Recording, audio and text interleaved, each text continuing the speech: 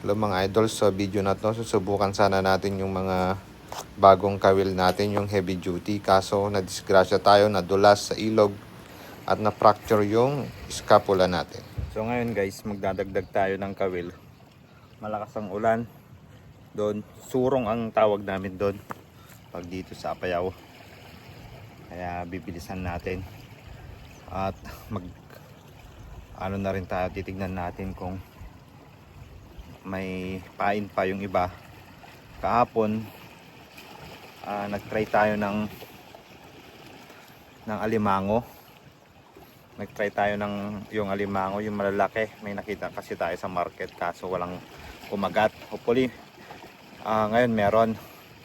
Kahapon kasi ang ginawa ko ano lang, hindi sa bottom, pero ang kwento sa akin dito malalim daw dyan sa part na yan, malalim daw.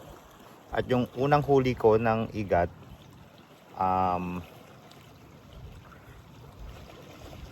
dun sa part na yan, sa labas, palabas. Pero yung mga kwan kasi namin, pinipili namin kung saan may naglalaro lang na tubig dun. Yan, try natin yung gizzard ng manok at yung bagong hook natin na ginawa natin kanina. Bale, magsiset tayo ng, ang tawag sa amin is kitang, kasi napuputulan kami yung mga edge niyan. Edge, yan, napuputulan kami ng nylon. Kaya ang ginawa namin nung past few days,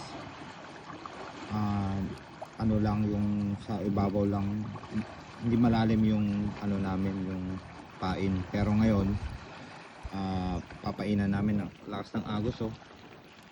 Yan. Sige, mamaya. At yan na nga, nadulas tayo nung maglalagay tayo ng kawil. Umulan kasi ng umulan. Madulas yung mga bato. Hindi tayo nag-ingat.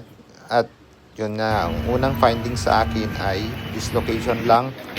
Kaso nung x-ray ulit ako and then CT scan, at yun na nga, nakita na fracture yung scapula ko.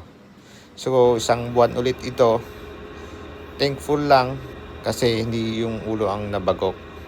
At isang buwan ulit na pahinga. See you next vlog na lang mga idol.